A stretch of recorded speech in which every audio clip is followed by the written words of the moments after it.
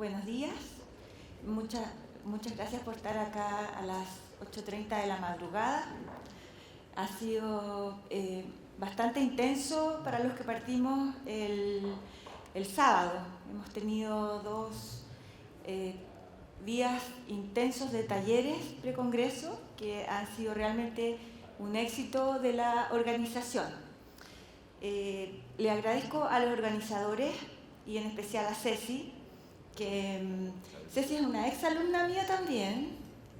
Si sumáramos todos los exalumnos ya vamos llegando a un buen número.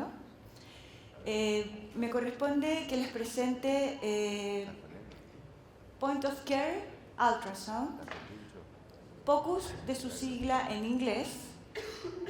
Esta es la presentación. Ustedes con su celular ponen la cámara, pero no le toman foto, sino que hasta que lo detecte, y ahí les va a dar una entrada donde van a tener acceso a la clase para que no estén todo el tiempo sacando fotos y estén concentrados y entretenidos. ¿Les parece? La voy a volver a poner al final para los que lleguen más tarde. ¿Les parece? No tengo conflictos de interés con ningún equipo, ningún tipo de ultrasonidos. Vamos a hablar en español, como corresponde, y vamos a hablar de ecografía in situ, ecografía al lado de la cama del paciente, ecografía en el lugar donde está el paciente. ¿Por qué llegó para quedarse? Eso vamos a tratar de explicar en estos próximos 20 minutos. El ultrasonido al lado de la cama del paciente, como ya dije, es interpretado directamente por el tratante y evita los traslados del paciente. Cuando uno dice esto suena como algo casi superficial, pero intentemos trasladar este paciente a hacerse un escáner de pulmón, por ejemplo. Intentemos trasladar a este paciente al laboratorio de ecocardiografía para saber qué está pasando con su corazón. ¿De dónde empezó esto? ¿De dónde empezó esto? ¿De dónde está hecho este? ¿Por qué se hicieron portátiles los aparatos de ultrasonido? Esta foto lo dice todo. ¿Dónde está ella?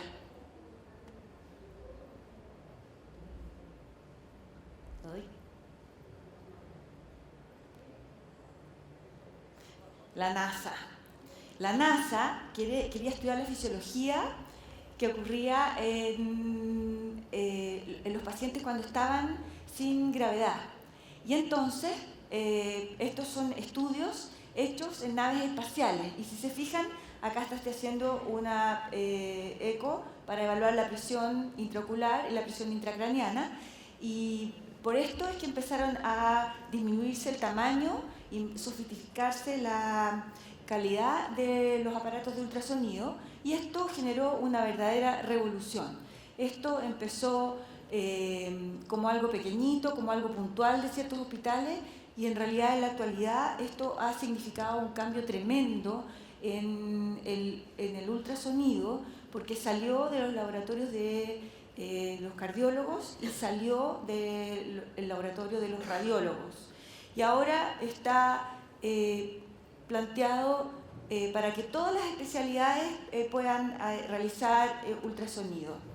¿Han pensado ustedes en la suerte que tenemos de asistir a esta revolución que ahora en verdad es una epidemia? Y la verdad es que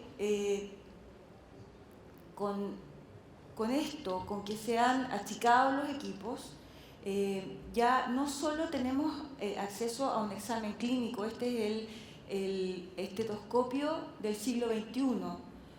Hemos llegado a esto, a tener equipos que ustedes conectan a su iPhone, a su celular, y este equipo les da Doppler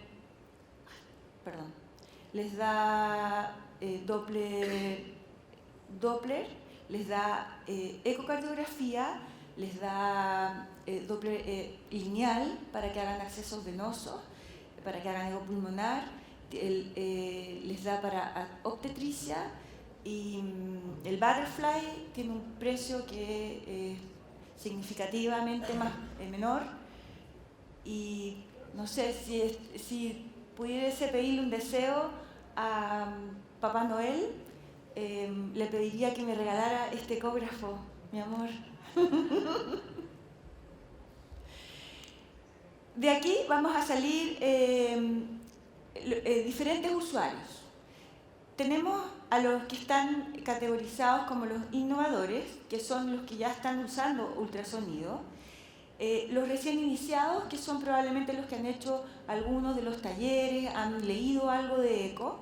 Y tenemos acá un grupo al que quiero apuntar, que son los anti-ultrasonidos, que son los que ya están pensando, diciendo, ya, esta doctorcita hablándome, ¿y para qué me complica la vida? Si yo he funcionado los cuellos durante 30 años y jamás me ha pasado ningún evento, jamás he tenido un problema, ¿por qué voy a estarme demorando en pedir que la sonda, que el ultrasonido? ¿Para qué voy a tener que aprender todo esto? Y la verdad es que el primer síntoma de la vejez es la resistencia al cambio. Así que, queridos jóvenes auditores, vamos a seguir con nuestra charla para que ustedes vean que los hallazgos son correlacionados con tiempo real, guía los procedimientos, nos permite realizar diagnósticos diferenciales, iniciar y guiar terapias. La idea es que el ultrasonido no llegó a complicarnos la vida, sino que llegó a facilitarnos la vida. Por lo tanto, la idea es que sea lo más simple, ver o no ver, y las preguntas que sean dicotómicas. ¿Está mi paciente hipovolémico? Sí, no. ¿Está mi paciente teniendo isquemia miocárdica? Sí, no. ¿Está taponado? ¿Tiene derrame pericárdico? ¿Presente o ausente? Esa es la idea. La idea no es complicarse con mediciones físicas, con mediciones de gradientes, con mediciones que no vienen al lugar. La idea es que esto sea lo más simple de realizar y lo más serio del punto de vista del diagnóstico, porque aquí viene algo que es muy importante, y es que se ve lo que se sabe. Si yo les muestro el desierto chileno, ustedes dicen, muy bien, aquí están las piedras. Pero si yo les digo, aquí está este lagarto, es distinto, ven la imagen de manera distinta. Entonces, cuando ustedes hagan ultrasonido, es muy importante que sepan qué es lo que están viendo para que se atrevan a tomar decisiones con las imágenes que ustedes van teniendo. Y aquí entonces aparece un abanico enorme de todas las posibilidades que probablemente lo que yo les cuento hoy día, en 6 meses más o en un año más, van a ser muchísimas más las probabilidades que van a tener de realizar distintos tipos de ultrasonido a sus pacientes. El protocolo más aceptado es el Foresight, que es el que utilizan los residentes en Estados Unidos para, en su formación de ultrasonido durante su residencia. Y en esto ellos utilizan presión intracraneana, midiendo la vaina del nervio óptico. Se echó a perder no tiene luz, el puntero. Perdónenme entonces, para hacer ecocardio, para ver la vía aérea, para evaluar el pulmón, para evaluar la hemodinamia, para evaluar accesos vasculares, centrales y periféricos, y en abdomen para evaluar llenado gástrico. Entonces vamos a trabajar, les voy a mostrar cómo medir la presión intracraneana, rápidamente cómo se hace la evaluación del pulmón, ecocardio, que es mi favorito, y la evaluación del estómago. El ultrasonido ocular les permite estimar la presión intracraneana a través de la medición de la vaina del nervio óptico. Como este congreso está planteado aprender desde el hacer, Estas imágenes están sin editar, entonces ponemos un transductor, en este caso lineal, con un parche de Tegaderm y sobre el ojo del paciente, y ahí tenemos el globo ocular y tenemos entonces la vaina del nervio óptico. Vamos por detrás, 3 milímetros hacia atrás de la vaina del nervio óptico, y ahí realizamos la medición.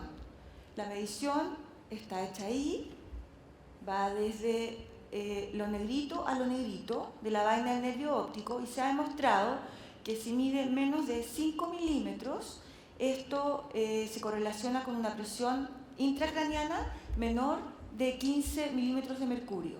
Y entonces diámetros de 6 milímetros se relacionan con entre 25 y 30, 7 milímetros con sobre 30 de PIC. ¿Qué tiene esto importante? Que a ustedes les permite seguir al paciente. Si ustedes toman una conducta terapéutica con ese paciente, si ustedes intentan bajar la presión intracraniana al lado de la cama del paciente, ustedes pueden ir chequeando qué es lo que va pasando, qué es lo que cómo va respondiendo el paciente a su terapia y si responde o no. Y no necesitan ir escaneando al paciente en forma secuencial. Las funciones vasculares tenemos para buscar venas periféricas. Esta es la viejita de 90 años que lleva 5 meses en el hospital y ya nadie le encuentra una vena. Ustedes con ultrasonido pueden encontrarle una vena pequeñita en lugares no tradicionales. A veces aquí encuentran, pero lo encontramos. Para funcionar las arterias y las funciones venosas centrales, que en la actualidad ya está validado como uno de los 10 grandes cambios que hubo en anestesiología y en medicina que permitieron mejorar la seguridad de los pacientes.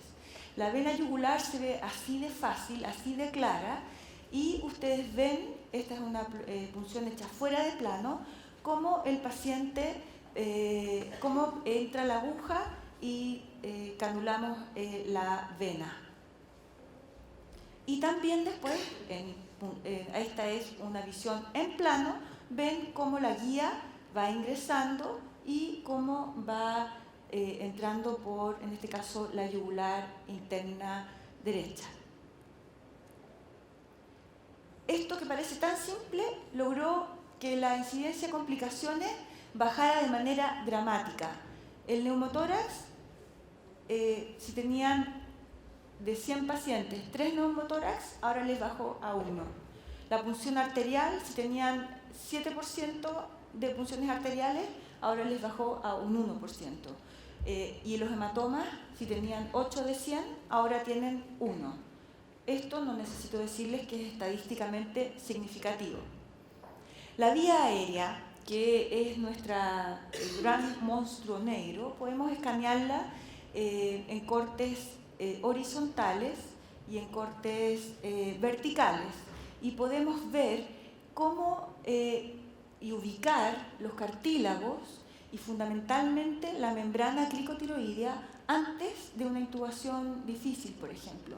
En un obeso mórbido, ustedes van a ser capaces de decir dónde está la membrana cricotiroidea, dejarla marcada y de ahí empezar con sus maniobras de intubación. Aquí vemos entonces la vía aérea, ahí está el tiroides, ojo que está muy encima de la vía aérea, entonces es muy fácil funcionarla cuando uno lo hace a ciegas, y aprender a realizar eco en ultrasonido realmente es muy sencillo. Tenemos acá entonces ahora un corte vertical y marcado en rojo es donde está la membrana cricotiroidea. Entonces ustedes la pueden dejar marcada de antes y van a tener mucho menos problemas al momento de realizar si tienen una vía aérea fallida. El eco pulmonar llegó para quedarse. Es tremendamente fácil de realizar, es tremendamente amistosa la técnica.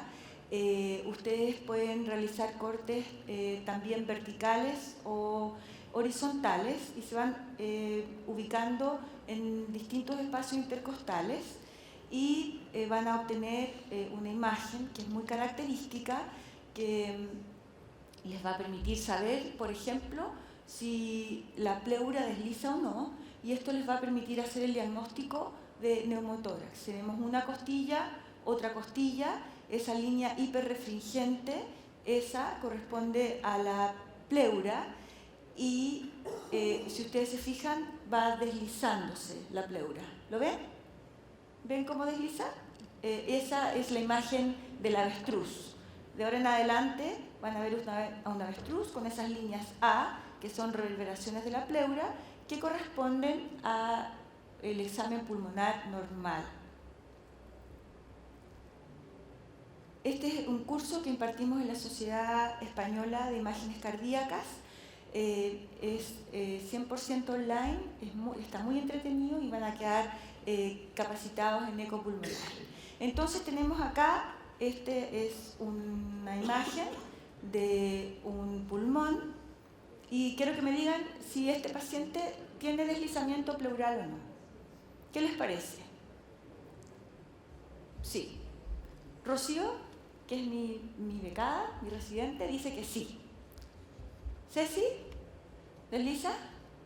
Entonces con esto ustedes tienen una alta probabilidad, si han hecho una punción venosa central o un bloqueo interescalénico y no están muy seguros de dónde anduvieron, que no tiene neumotórax este paciente.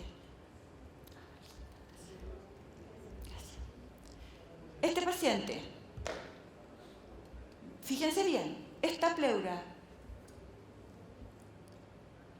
¿desliza o no? Véanla bien, porque el paciente sigue respirando.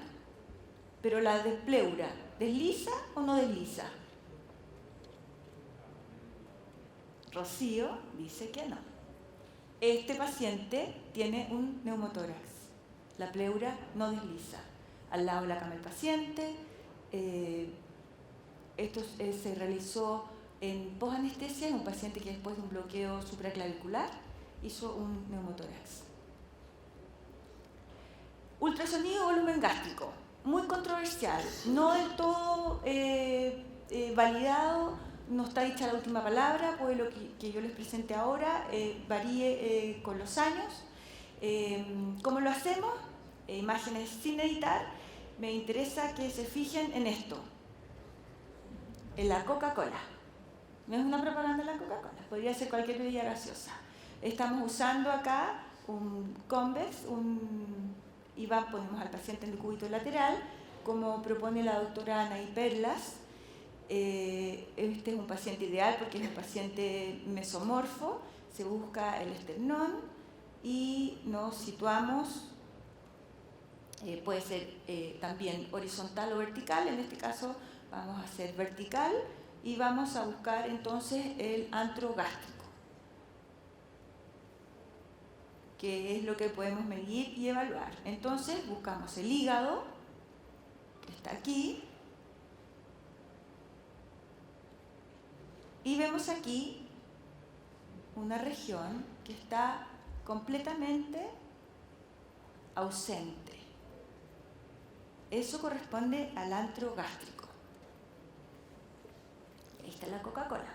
Ahora le vamos a dar al paciente que está en ayunas, porque no tiene antro gástrico, le vamos a dar que tome su Coca-Cola y vamos a ver qué pasa.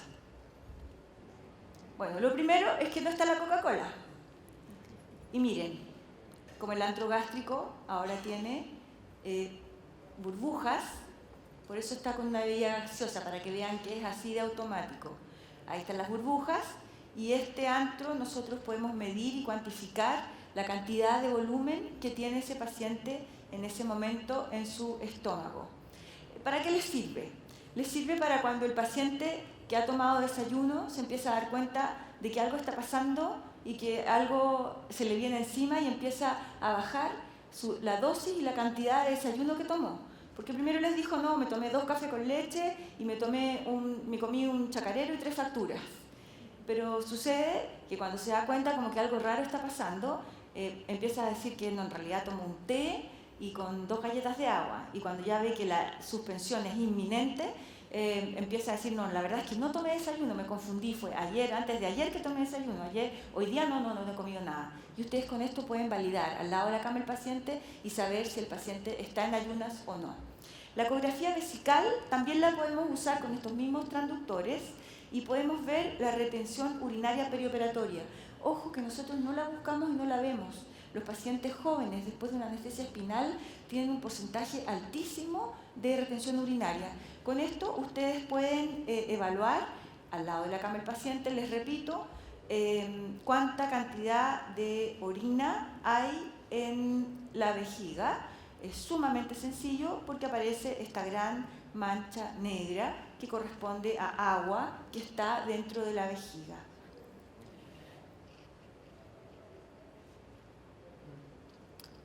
Para evaluar la volemia usamos ecocardiografía. Usamos estas ventanas que están bastante estandarizadas y usamos 4 cámaras, subcostal para externar el eje largo, en eje corto, y usamos la vena cava para estimar volemias. La idea de esto es responder preguntas fundamentales. ¿Cómo está la volemia? ¿Está normal?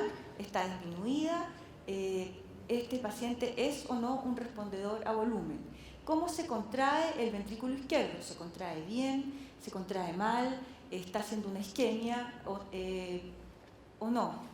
Y si hay alguna otra patología cardíaca severa que les pueda explicar por qué su paciente está con un descalabro en su hemodinamia. Entonces, en general, pero les presentan las mejores imágenes que tienen. Estas son imágenes de la vida real, así se ve. Así es como uno ve un eje corto de ventrículo izquierdo en una paciente que está en el intensivo y que está con hipotensión mantenida y están tratando de buscar la causa. Entonces lo que hacemos es que ponemos un puntito y evaluamos cómo se contraen las paredes del ventrículo izquierdo. Este es un eje corto del ventrículo izquierdo y ustedes ven acá está la pared inferior del ventrículo izquierdo y acá está la pared anterior del ventrículo izquierdo. ¿Cómo se contrae la pared inferior? ¿Qué les parece? ¿Bien? ¿Y cómo se contrae la pared inferior? No se contrae. El paciente está haciendo una isquemia aguda de pared anterior. Al lado de la cama del paciente, este paciente se toman distintas conductas, este paciente va al laboratorio de hemodinamia, se abre el vaso culposo y se evita toda la vuelta larga que hubiese sido no haber tenido eco al lado de la cama del paciente. Subcostal, paciente joven, trauma torácico después de un accidente en moto. No anden en moto. Si andan en moto, dejen firmado su consentimiento de que son dadores de órganos. ¿Qué tiene este paciente? Derrame pericárdico. Está nadando el corazón en sangre en este caso. Este es un eco realizado en Chiloé, en el sur de Chile. Y esta es otra gran gracia que tiene el ultrasonido al lado de la cama del paciente, que nos permite hacer telemedicina. Entonces, a las 7:20 de la mañana, la colega me dice, tengo un paciente en una prostatectomía que está hipotenso y no sé si está hipovolémico o no. Este es un eje corto de ventrículo izquierdo. Y acá los músculos papilares se están besando. Este es un ventrículo izquierdo que está hipovolémico. Entonces, le digo a ella, prueba con Trendelenburg. Dale Trendelenburg. Pero dale Trendelenburg como hay que darle. No le suban las piernas, bájale la cabeza en 45 grados, de tal forma que tengas la autotransfusión de 500 ml y puedas ver si es respondedor o no. Y a las 7:40 me manda ella un video por WhatsApp telemedicina. ¿Y qué les parece el ventrículo? ¿Es respondedor o no es respondedor?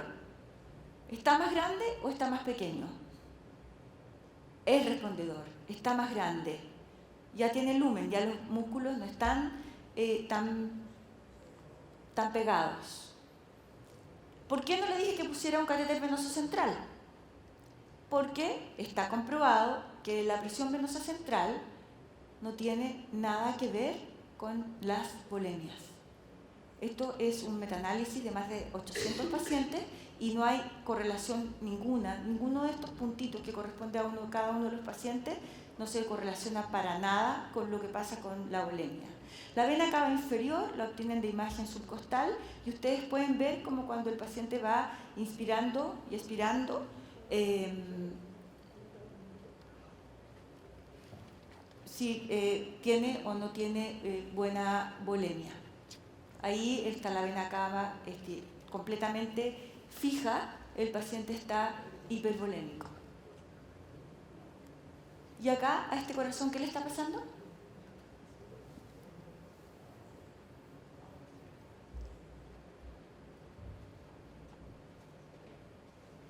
¿Qué tiene este corazón? Está en paro y le están haciendo masaje.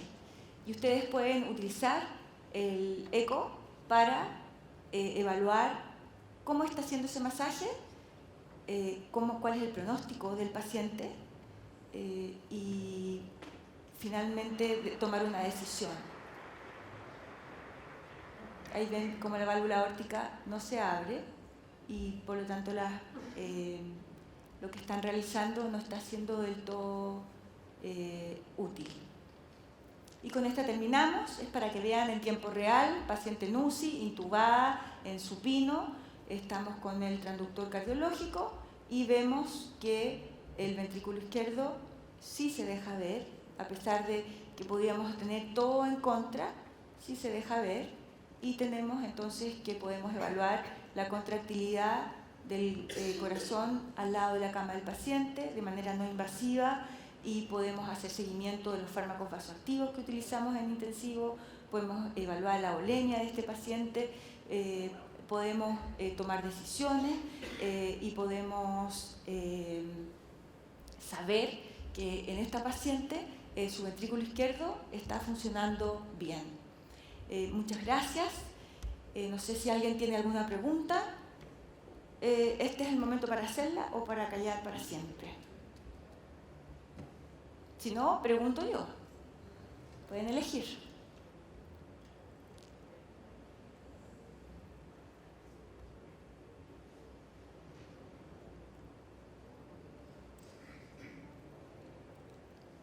¿Quedó todo claro? Doctor, dígame. Buen día, doctora. Quisiera si tiene alguna estrategia particular para determinar el punto pulmón en caso de un neumotórax. La verdad es que encontrar el punto pulmón es una verdadera hazaña. No es tan fácil de encontrar. Y corresponde al límite donde empieza el neumotórax y donde empieza el pulmón normal. Si usted tiene mucha suerte lo puede encontrar, pero la idea es que vaya escaneando por cada cuadrante y así va a tener más posibilidades de finalmente encontrarlo y con eso tiene el 100% de sensibilidad y especificidad de que es un neumotórax.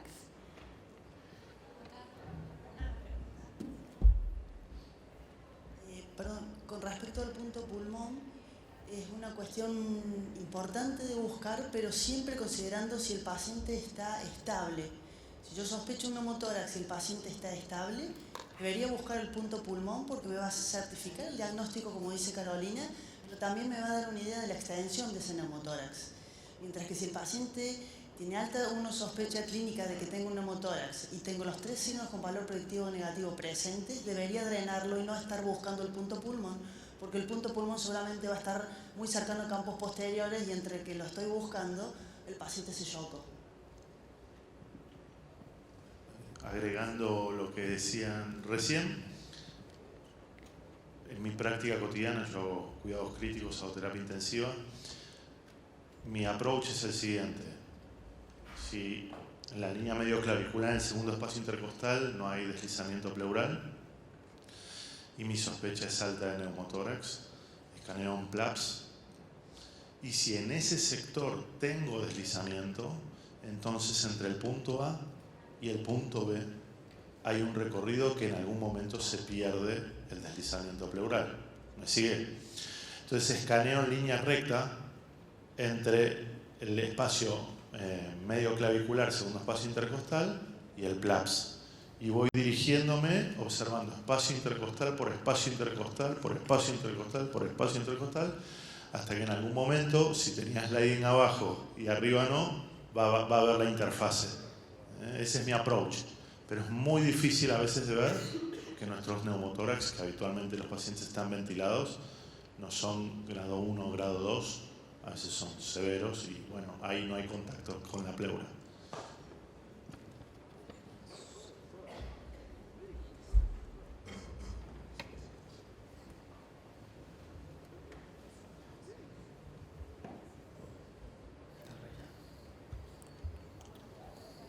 Por la charla, la verdad que estuvo muy buena, muy interesante como todas tus charlas. Ahora vamos a continuar con la charla del doctor Hans Fred García, que es médico anestesiólogo cardiovascular intensivista del Hospital Militar Central, coordinador de posgrado de anestesia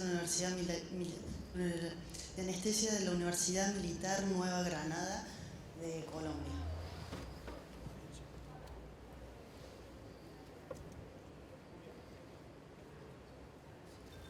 Bueno, buenos días a todos. Muchas gracias al comité organizador por invitarme a compartir con ustedes lo que hacemos en el día a día de la evaluación tanto en anestesia como en cuidado intensivo, evaluación hemodinámica y un punto muy importante que es la determinación de la respuesta a los líquidos. Este es mi hospital, es el hospital militar.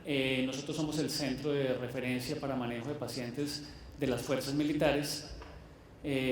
Somos solo un hospital así con estas características como las que ustedes ven y obviamente tenemos todas las especialidades. Lo único que no hacemos es pacientes de trasplantes. De resto tenemos todas las especialidades. Hemos logrado introducir equipos de ultrasonido en anestesia, en urgencias, en cuidados intensivos, porque definitivamente el ultrasonido es una herramienta que llegó, que estábamos demorados en Latinoamérica para implementarla, pero que se queda y que, como dice Carolina, se sigue desarrollando en muchas aplicaciones. He planteado más o menos qué es lo que nos puede interesar a nosotros. Manejamos pacientes de alto riesgo, manejamos pacientes con una probabilidad importante de tener complicaciones y de tener mortalidad. Cómo debemos utilizar la fisiología para entender cómo vamos a hacer la respuesta o la evaluación de la respuesta a volumen, cómo monitorizamos, qué debemos hacerlo, cómo determinamos si mi paciente responde o no responde. La evaluación cualitativa, qué tan importante puede ser, y lo dijo Carolina muy claro, la evaluación macro de cosas bastante grandes que me permitan tomar decisiones. Y la pregunta es si podemos mejorar desenlaces o no. Muchas veces nos toca, este es el anestesiólogo, ¿cierto? No, es el cirujano. Ahora sí es el anestesiólogo. ¿Sí? La diferencia entre el anestesiólogo y el cirujano en el quirófano. Y muchas veces nos preguntamos esto, ¿cómo nos enfrentamos al manejo de nuestros pacientes? ¿Cómo sabemos cuál es la volemia? ¿Cómo responde? ¿No responde? ¿Cómo guiamos la terapia de fluidos? Estos trabajos que nos han presentado con relación a la mortalidad perioperatoria es bastante importante. Cada cuánto estamos expuestos nosotros a que un paciente se complique y a que un paciente fallezca. Sin embargo, ha habido un incremento importantísimo en cirugía, el último reporte que encontré hasta el 2012, en el que más o menos ha habido un incremento del 38% de volumen quirúrgico, con una mortalidad estimada de un 4 o un 6%, con complicaciones que pueden estar hasta un 10%, planeadas y no planeadas. Luego, nos estamos enfrentando también a pacientes muy ancianos, y los pacientes mayores de 80 años tienen todavía mayor riesgo de tener eventos desenlaces que no queremos, y por supuesto es un reto mayor esta población que encontramos en este escenario. Yo creo que esta imagen la han visto de lo que creemos que somos los anestesiólogos, que hacemos muchas tareas, y esas tareas, manejo de líquidos y la parte respiratoria, es una estrategia importante. Pero realmente, ¿cómo sabemos que tenemos a nuestros pacientes en esta zona del manejo de líquidos? que no nos vamos a los balances positivos ni que nos quedamos cortos en el volumen de los líquidos, evitando o estando en riesgo de estar en hipoperfusión. Este trabajo es muy bonito porque muestra diferentes grupos quirúrgicos manejados por anestesiólogos y hay una gran variabilidad de líquidos durante un periodo quirúrgico, ¿cierto? ¿En cuál zona de estas nos encontramos nosotros? Acá estamos hablando de cantidad de cristaloides con tiempo de cirugía. El protocolo más ajustado fue el grupo de prostatectomías, que tenía un protocolo claro de manejo de líquidos y fueron los que optimizaron realmente ese manejo. De resto, vemos que es demasiado variable y probablemente entre nosotros cada uno puede tener su propia estrategia con relación a cómo vamos a manejar los líquidos. ¿Qué debemos tener claro? ¿Somos juiciosos en el cálculo de los líquidos? ¿Qué hacemos? Cuando yo era residente me ponían a contar compresas, gasas, estimar esta gasa más o menos, si es una compresa así de húmeda son 100 centímetros, si está más seca, puros cálculos subjetivos, el cálculo de los líquidos para saber el gasto hora a hora, pero realmente eso está validado de alguna manera o no. Yo pienso que tenemos que tener muy claro cuáles son los objetivos nuestros y los objetivos finalmente es garantizar la entrega de oxígeno.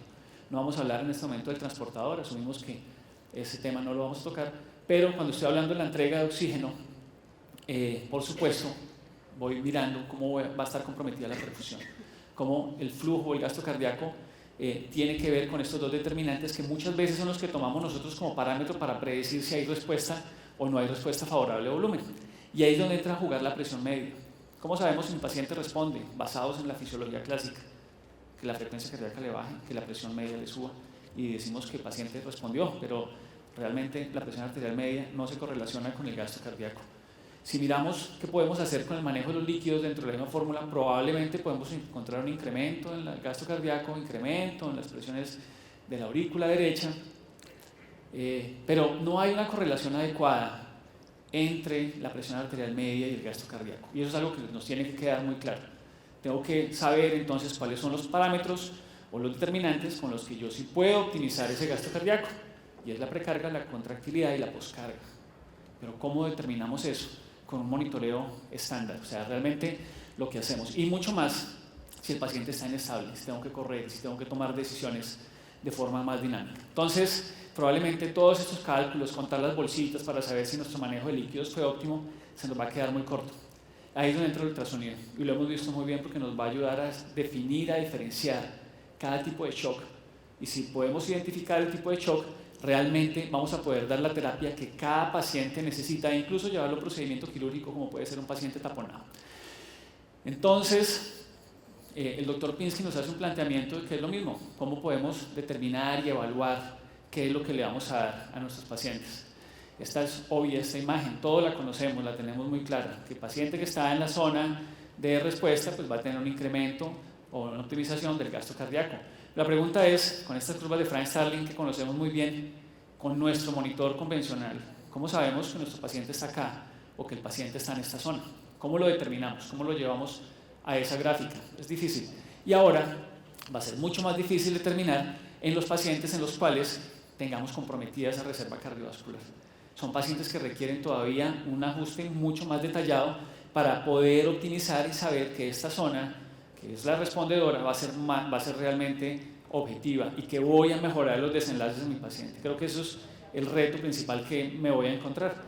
Y como les decía, pacientes enfermos, ancianos con cardiopatías o con comorbilidades importantes, pues son aún un reto mayor para saber qué es lo que tenemos que hacer.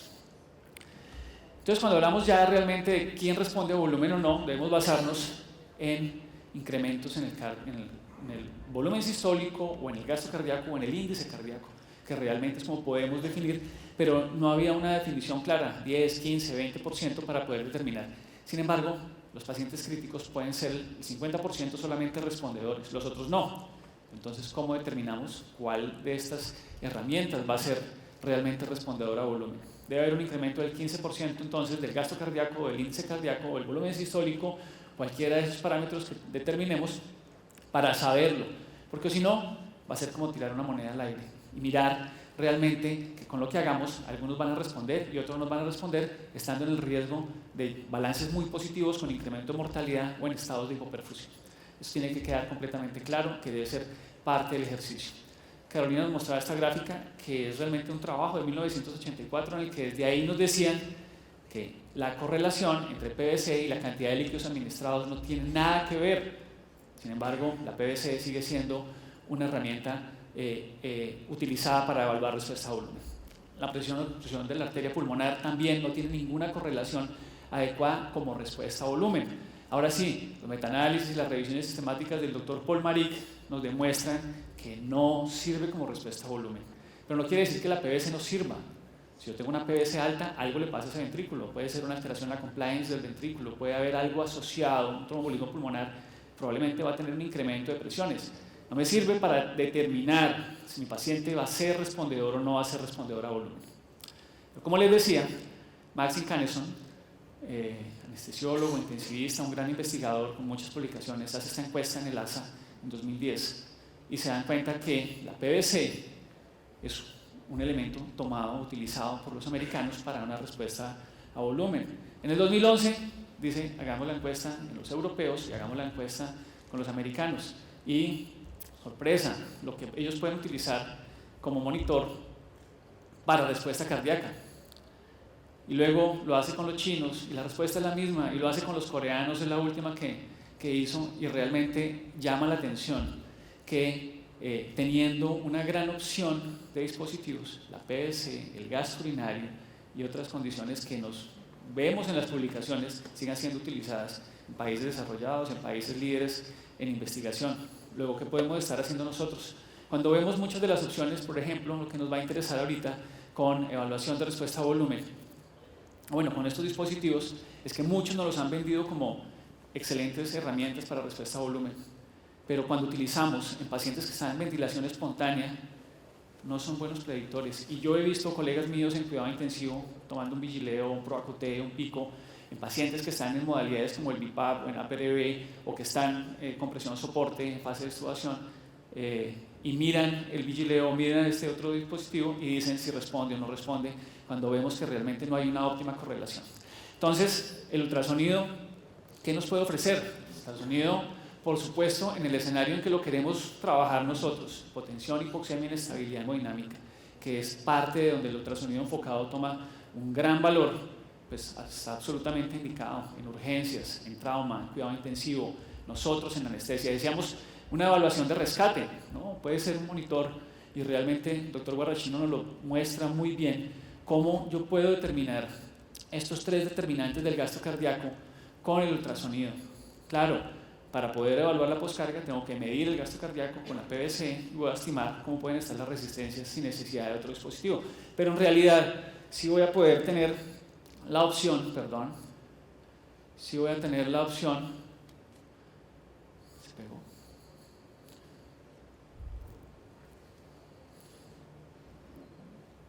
Bueno, ¿qué pasó aquí? Ahora sí. Si voy a tener la opción de, en una situación de rescate, ir a jugar y hacer la evaluación de diagnósticos objetivos en una situación crítica. No como nos suele pasar cuando hacemos escenarios de crisis. Piense H's, piense T's en el escenario preoperatorio, adicione las H's, adicione las T's propias de la crisis en anestesia, sino que vamos a ir a buscar realmente esas alteraciones, y ya se está utilizando, como también nos lo mostró Carolina en el paro. Este es un residente de último año mío haciendo una evaluación transtorácica donde era una cirugía de una paciente que se inestabiliza, y se dan cuenta las imágenes, la calidad de imágenes que pensaríamos que son difíciles de obtener por la posición en una paciente ventilada, realmente son buenas y nos permite tomar decisiones. Este trabajo me encanta porque habla de este tipo de modalidad de ultrasonido en pacientes quirúrgicos que son evaluados, algunos con enfermedad sospechada, otros sin enfermedad, pero en general podemos determinar respuesta a volumen y tomar decisiones y cambiar conductas, ¿sí? Con los hallazgos que nosotros podemos encontrar, realmente podemos suspender líquidos, administrar líquidos, etc.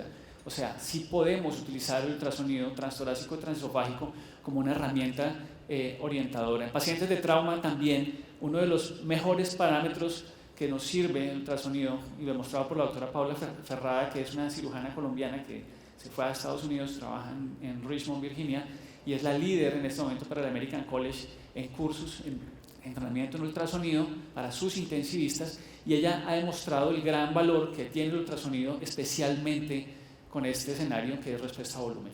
Volviendo al trabajo del doctor Guarrachino, pues ya hay muchas herramientas que nos permiten no solo de forma cualitativa, sino de forma objetiva evaluar esa respuesta a volumen. El colapso o el beso de los papilares, tenemos ya una medición que es 1 centímetro. Si está por dentro de 1 centímetro, esta distancia medida entre los dos papilares, consideramos que el paciente puede ser respondedor. Hay otros que dicen el paciente puede estar hipovolémico. ¿A qué lo llevamos? Al escenario propio clínico, que es el que nos va a ayudar a tomar la decisión. Las guías de shock del 2015, donde un gran grupo de intensivistas, dentro de ellos algunos anestesiólogos, nos dan recomendaciones sobre por qué el ultrasonido nos puede servir para evaluar tanto la respuesta a los líquidos como la respuesta al inotrópico. O sea, realmente el ultrasonido se vuelve un monitor dinámico para nosotros y hay recomendaciones ya muy bien validadas con diferentes criterios. Dentro de esos, la evaluación de la vena cava inferior, que debe ser tomada solo en pacientes en ventilación espontánea, porque tenemos que entender muy bien la interacción corazón-pulmón y no llevar parámetros que incluso también he visto colegas que hablan de colapso inspiratorio en pacientes en ventilación positiva, cuando no puede haber un colapso inspiratorio en presión positiva porque estamos metiendo retrógradamente presiones. Podría haber cambios del diámetro de la vena cava en ventilación mecánica, pero el parámetro y los criterios van a ser diferentes. Entonces, cada vez encontramos más herramientas que nos están justificando, que nos están dando la razón a los anestesiólogos, a los intensivistas, a los cirujanos y emergenciólogos, que esto no es de los cardiólogos, que esto no es de los radiólogos, sino que tiene que ser parte nuestra de la formación, del entrenamiento y pues mucho más los que de pronto tuvimos que salir, porque ya los residentes nuestros lo están haciendo, lo están teniendo, pero cuando los que nos entrenamos no estaban, como la regional. Empezamos regional desde el pinchazo y el corrientazo y luego el electroestimulador y ahorita todo es ultrasonido, y creo que debemos llevar este mismo escenario a nuestras áreas de formación de residentes. Ya hay guías con relación a la evaluación enfocada y dentro de esas, la respuesta a volumen, el estado de la volemia, con parámetros bastante sencillos. Acá estamos con un grupo de residentes haciendo un taller donde, como veíamos, las evaluaciones transtorácicas, las vistas, son relativamente sencillas de hacer, donde las vistas transesofágicas también nos las han reducido para que utilicemos realmente los parámetros que necesitamos en una evaluación de rescate o en una evaluación enfocada. Entonces, ¿qué podemos hacer o qué debemos buscar con el ultrasonido? Acá estábamos pasando de un paraesternal largo a un paraesternal corto para ir a evaluar cómo está. Ya está llegando al plano de la válvula mitral y ya va a llegar al plano de los papilares, donde finalmente queremos ir a buscar ese signo que no está muy bien validado, no es una recomendación 1A, pero muchos autores no lo refieren, en el cual lo que buscamos es que haya una obliteración completa, como vemos en esta imagen de pronto, mucho más claro en esta otra, en la cual hay un cierre o un colapso completo. Encontrar esto en un paciente inestable, abran los líquidos tranquilamente y probablemente la respuesta que vamos a encontrar es bastante favorable. La vena cava inferior es mucho más fácil de realizar en la mayoría de los pacientes, pero si después obviamente estamos en cirugía, pues no nos va a servir. Pero hay algunos quienes han dicho, yo hago una evaluación de la vena cava, miro su respuesta, le doy una carga de líquidos y le pongo la espinal, comparo cuál es el riesgo de que me haga hipotensión basado en una medición objetiva. Lo hemos utilizado en fase de reanimación posoperatoria como medida de respuesta en pacientes que hacen hipotensión, recuperación, y por supuesto miramos cuál es la tendencia o el comportamiento de esa vena cava. Esta es la guía, está el índice de colapsabilidad, hay muchos parámetros, pero con las guías de monitoreo nos están dando parámetros muy sencillos. Una cava que mida menos de 2.1 y que colapse más del 50. Los dos extremos son los más fáciles. Si ustedes ven un paciente que colapsa, póngale líquidos. Tranquilamente ese paciente va a responder. Si nos encontramos en el otro escenario, en el que la cava mide más de 2.1 y no colapsa, quieto con los líquidos, haga la evaluación objetiva hemodinámica del paciente, necesita vasopresor, necesita inotropía, pero no va a necesitar una administración de líquidos. La vena cava inferior en pacientes ventilados que respiran espontáneamente está muy bien validado. Es un parámetro que realmente nos puede servir para tomar decisiones. Mientras que en los pacientes ventilados, el doctor Antoine Villar-Barón, que es anestesiólogo intensivista parisino, ha demostrado que no hay una óptima correlación, mientras que la vena cava superior va a ser más específica con relación a la carga de líquidos. Ahora, para hacer una evaluación de la cava superior necesito mi paciente intubado para hacerle el eco transesofágico probablemente, y ya hay una descripción de que uno puede buscar por un paraesternal casi derecho la vena cava superior. No lo conozco muy bien, no tengo experiencia con eso. Quiero ser objetivo, que muchas veces lo vamos a necesitar también y obviamente requiere un poco más de destreza y de entrenamiento, pues no es ir a medir necesariamente el gasto cardíaco, pero sí basarnos en los principios. Tenemos que volver a la física y entender cómo puedo calcular el volumen sistólico. Se los voy a mostrar acá. En esta vista transtorácica, ¿qué necesito mirar? Esta es una vista paraesternal larga, aurícula izquierda, ventrículo izquierdo, tracto de salida. Este es el flujo de sangre saliendo por el tracto de salida, que es perpendicular a los haces de ultrasonido. Este no es un buen sitio para medir velocidades, pero es un muy buen sitio para determinar el diámetro del tracto de salida. Y luego en una apical 5 cámaras, como vemos acá, el flujo sí es completamente paralelo a los haces de ultrasonido y va a ser un muy buen sitio para medir el BTI o la integral tiempo-velocidad del flujo de la sangre en este momento.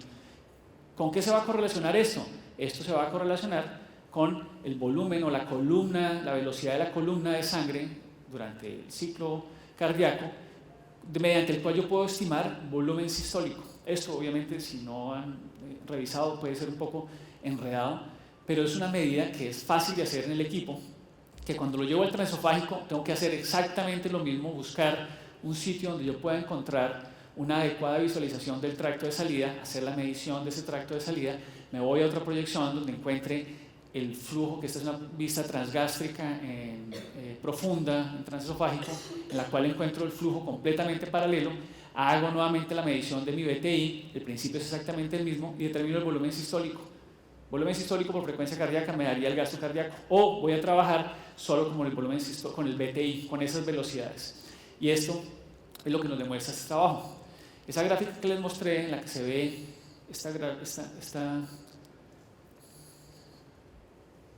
esta curva o esta onda de las velocidades de la sangre, bueno, paso muy rápido, solo ese parámetro, sin necesidad de medir el diámetro del tracto de salida, con relación a una carga de líquidos.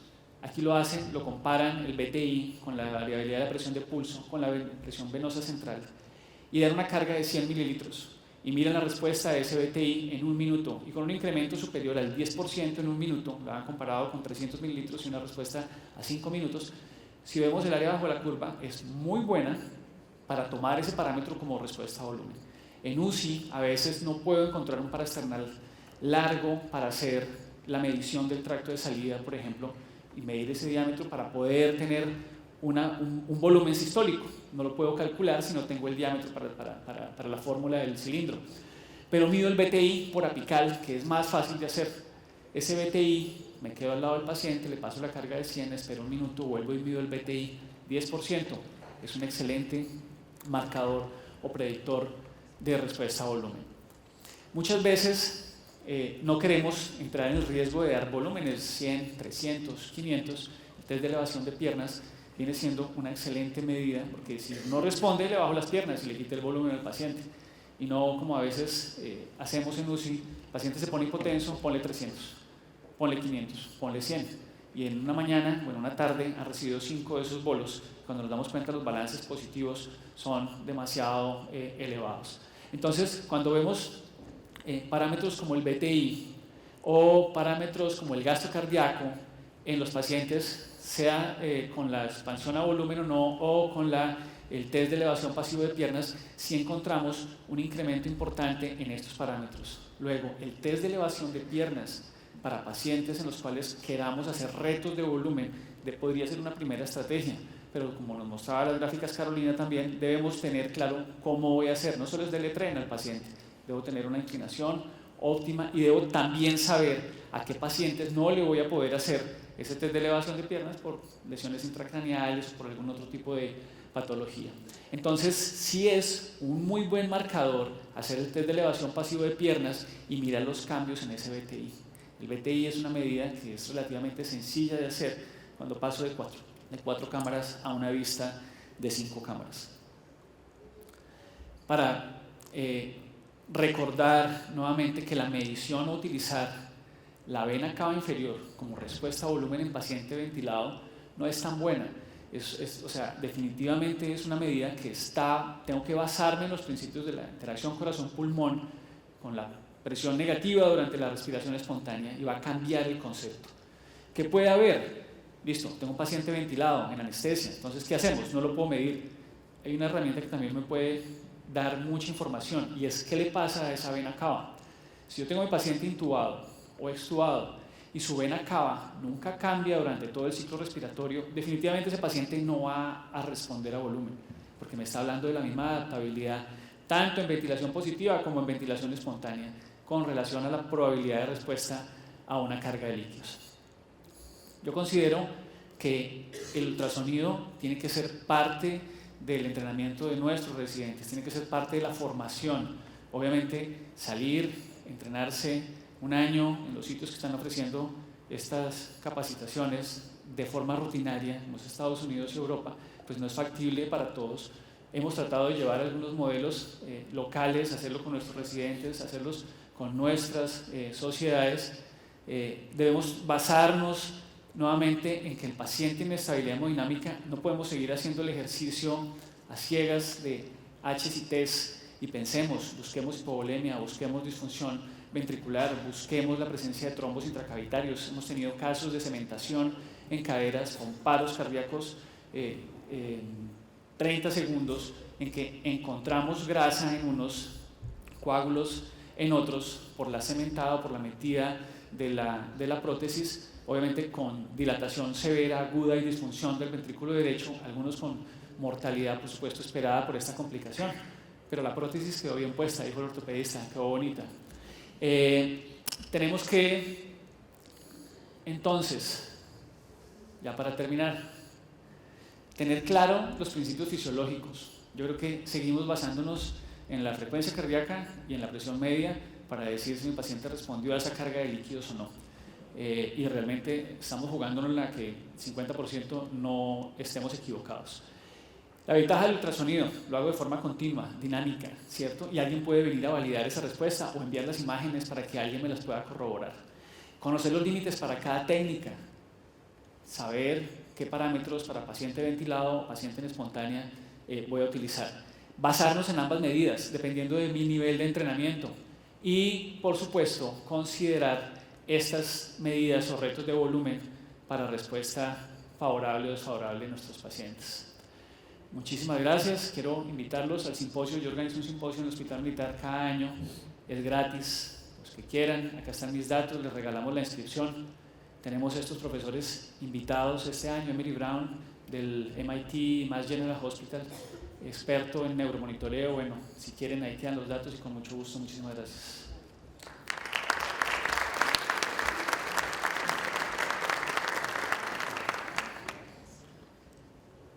Bueno, buenos días a todos.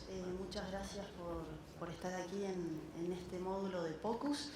Espero que no estén un poco fatigados con las charlas. Vamos a continuar. Muy buenas las charlas que se han dado hasta ahora. Las preguntas de la última presentación van a quedar para el final cuando terminemos todo el bloque. El tema que voy a tocar es un poco integrar lo que es el ultrasonido pulmonar junto con la ecocardiografía y ver qué approach podemos tener en el manejo del paciente hipoxémico. Cuando utilizamos el ultrasonido para evaluar el paciente crítico, el paciente que está inestable, en primera instancia lo que vamos a hacer es hacer una evaluación, utilizar el ultrasonido como un pilar más de nuestra examinación del paciente. Una vez que hacemos ese examen sonográfico, vamos a intentar hacer un diagnóstico y implementar un tratamiento. Lo que más nos interesa de esta nueva herramienta es no solo hacer una evaluación y un diagnóstico, sino también poder monitorizar esa terapéutica que hemos implementado en nuestro paciente. Para poder hacer esta evaluación, point of care, lo que vamos a hacer es utilizar diferentes ventanas, tanto ecocardiográficas como pulmonares. Las ventanas ecocardiográficas son las básicas, paraesternal, eje largo y eje corto, apical y succifodio, evaluando, como recién han estado hablando, vena cava inferior y 4 cámaras, pero incorporando también, ya que el corazón va de la mano siempre del pulmón, las vistas del pulmón de acuerdo a los artefactos sonográficos que vayamos viendo y la presencia o no de derrame pleural.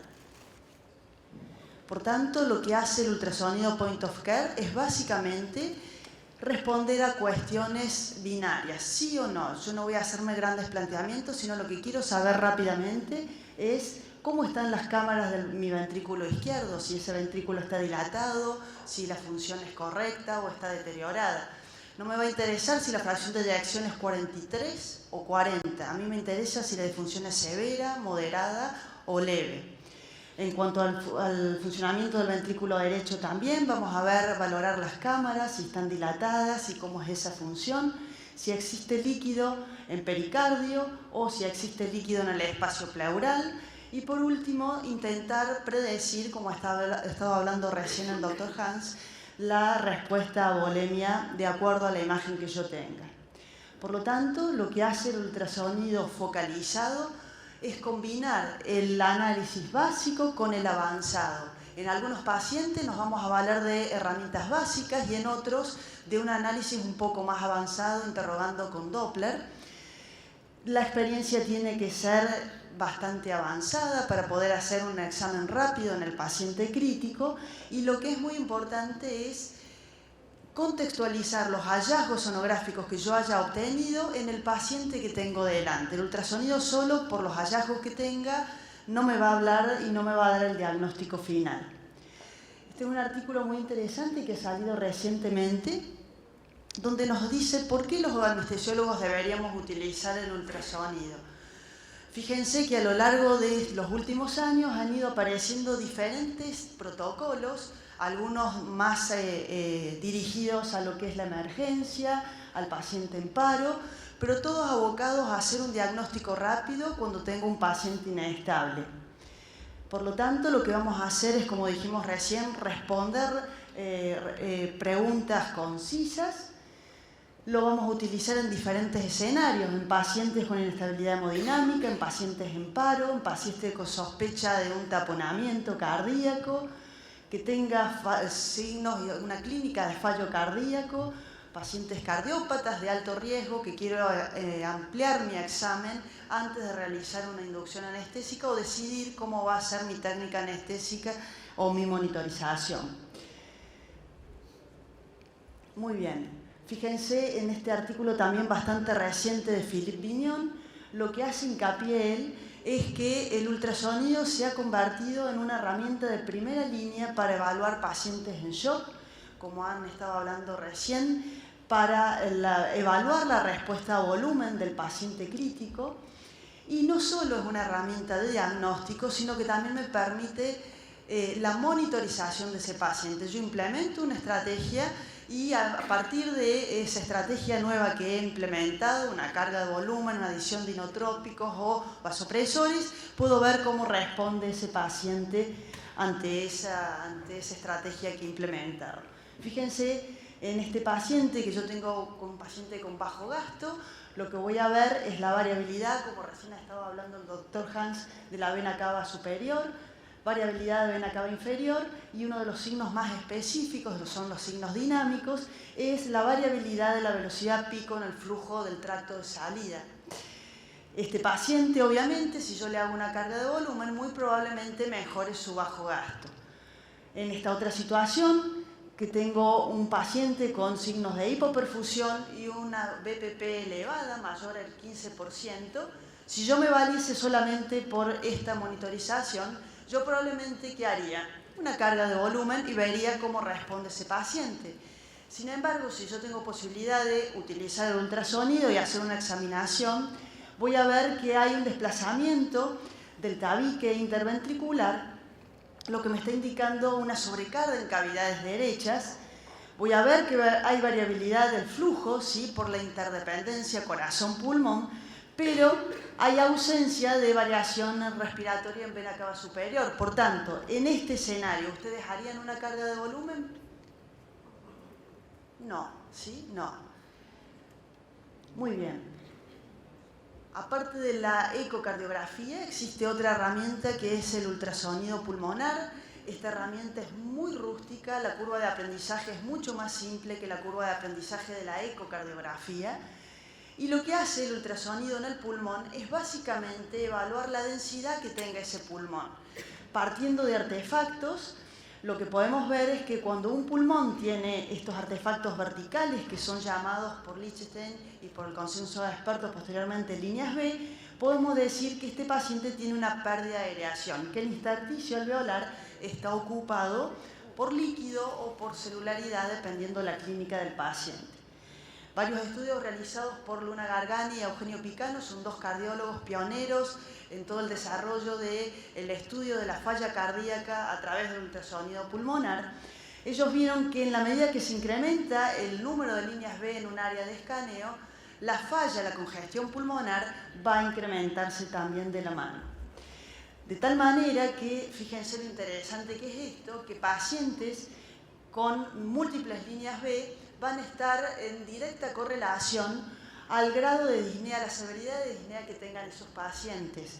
Al igual que en la medida que se deteriora la compliance del ventrículo izquierdo y progresa la disfunción diastólica, estos pacientes a mayor disfunción diastólica, el score de líneas B va a ser mayor. Por lo tanto, podemos decir que una alteración en la compliance de este ventrículo izquierdo, ¿sí?, denotado por una relación E elevada, va a permitir identificar presiones de llenado elevadas en ventrículo izquierdo, y si yo examino ese paciente con ultrasonido en las áreas torácicas anteriores y laterales, voy a encontrar patrones de líneas B. Por lo tanto, podemos decir que el ultrasonido pulmonar es una herramienta genial que nos va a permitir ver si el paciente es tolerante o no a fluidos. Concepto distinto a lo que es la respuesta a fluidos. Tolerante, yo puedo darle fluidos a ese paciente si tiene un patrón de pulmón seco, un patrón de líneas A, ¿sí? Mientras que la respuesta a fluidos no me lo va a dar el ultrasonido pulmonar, sino que me lo va a dar la ecocardiografía a través de las variables que ha explicado anteriormente el doctor García. Por lo tanto, si yo tengo un paciente que tengo que hacer una inducción anestésica o una anestesia locorregional y le realizo un escaneo, veo que en campos anteriores o laterales tengo múltiples líneas B asociados a este ventrículo izquierdo, ¿qué voy a predecir yo? ¿Qué voy a tener de antemano? ¿A ese paciente le voy a dar fluidos o no le voy a dar fluidos? No, ¿sí? Con el paciente de abajo, fíjense, también es un paciente con un escaneo con múltiples líneas B. ¿Y qué les llama la atención? Acá este escaneo es un par esternal G largo. ¿Cómo está ese ventrículo izquierdo? Dilatado, hipertrófico, normal. ¿Alguno se anima? Hipertrófico. Fíjense lo que es el septo y la pared posterior, un ventrículo súper hipertrófico, ¿sí? Este paciente seguramente tiene una buena fracción de eyección, pero la función diastólica seguramente está deteriorada. Por lo tanto, el fluido en estos dos escenarios, tanto con ventrículo dilatado como muy hipertrófico, seguramente va a ser más restringido. Ahora bien, la importancia que tiene el realizar el ultrasonido pulmonar de la mano de la ecocardiografía es muy importante, es realmente interesante en pacientes con falla cardíaca, y acá lo demuestra la Sociedad de Cardiología Europea. Dentro de las guías de fallo cardíaco están incluidas las líneas B. En un paciente hipoxémico que ingresa a quirófano, que yo voy a hacer una visita preanestésica, la hipoxemia puede estar debida a fallo cardíaco, donde voy a ver múltiples líneas B, o la hipoxemia puede estar de la mano de un neumotórax, un derrame pleural u otros problemas de intersticiopatía como fibrosis y demás. Ahora, ¿qué es lo interesante de esto? Fíjense, esta herramienta tan rústica que es el ultrasonido pulmonar permite el diagnóstico de un artefacto vertical que se llama línea B y que me puede orientar hacia el fallo cardíaco, pero la importancia trasciende más. La presencia de líneas B me va a indicar un valor pronóstico. Estos son dos trabajos realizados por Luna Gargani y por Coiro donde lo que hicieron es un escaneo del tórax en pacientes que se internaban por falla cardíaca. Se les hizo tratamiento y antes del alta se los vuelve a escanear. ¿Qué encontraron ellos? Que de acuerdo al score de líneas B que tenía ese paciente antes del alta, podían predecir la sobrevida del paciente y la reinternación en los días posteriores. Por tanto, no solo tiene valor diagnóstico, sino que, es más importante, tiene valor pronóstico en estos pacientes. Este escaneo de líneas B no solo es interesante para pacientes en falla cardíaca, sino también para pacientes con preeclampsia o eclampsia. La paciente embarazada no es factible de realizar una radiografía de tórax, por lo que el utilizar esta estrategia de ultrasonido y poder predecir si ese paciente puede hacer un edema agudo de pulmón antes de que deteriore su oxigenación es una herramienta muy valiosa. Por lo tanto, utilizar ecocardiografía con ultrasonido nos va a ayudar a monitorizar mejor al paciente en falla cardíaca y establecer un tratamiento más preciso. En un paciente que tiene una estenosis valvular aórtica severa y yo veo escaneos anteriores con múltiples líneas B, presencia de derrame pleural importante, con vena cava inferior dilatada, una función sistólica del ventrículo izquierdo bastante deteriorada y con disfunción diastólica, este paciente seguramente va a requerir una estrategia anestésica un poco más minuciosa. Por lo tanto, lo que nos permite hacer es, por un lado, evaluar si el paciente tiene líquido en el espacio pericárdico, evaluar la disfunción ventricular o dilatación de cámaras, evaluar la vena cava inferior, siempre considerando todos los factores que nos puedan hacer ver alguna cuestión que no sea certera, y evaluar cuando existen hipertrofias ventriculares severas o masas intracardíacas. En lo que respecta al ultrasonido pulmonar, nos va a permitir evaluar la congestión pulmonar, el derrame y el neumotórax. Fíjense, para los que preguntaban recién el punto pulmón, qué bonito se puede ver cuando uno hace el escaneo lateralizando el transductor hacia áreas laterales o posteriores.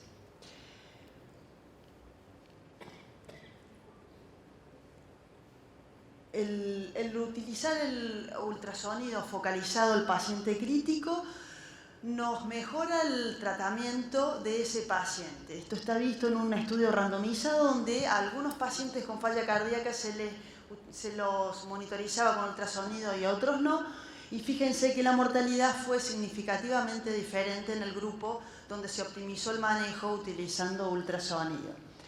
Por lo tanto, fíjense, un paciente con valvulopatía, este es un paciente añoso con estenosis severa de válvula aórtica, con un derrame pleurales crónico, fíjense los tabiques de fibrina por la persistencia del derrame y de fallo cardíaco, un desplazamiento del septo interventricular con agrandamiento de cavidades derechas y una estimación de sistólica pulmonar de 76, si yo tengo este paciente, antes de realizar ningún tipo de inducción anestésica, mi cabeza va a cambiar y mi estrategia y monitorización también para evitar un colapso post-inducción anestésica.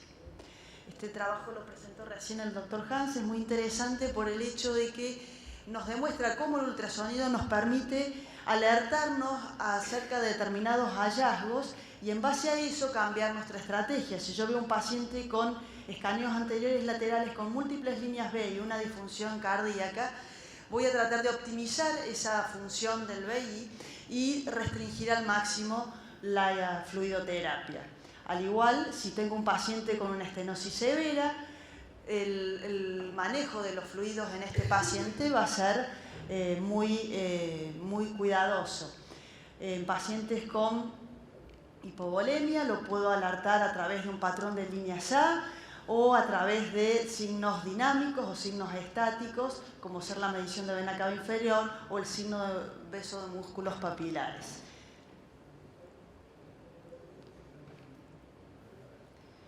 De esta manera, lo que nos permite el ultrasonido realizado antes de establecer nuestra estrategia anestésica es tal vez suspender la cirugía en los casos que sea necesario,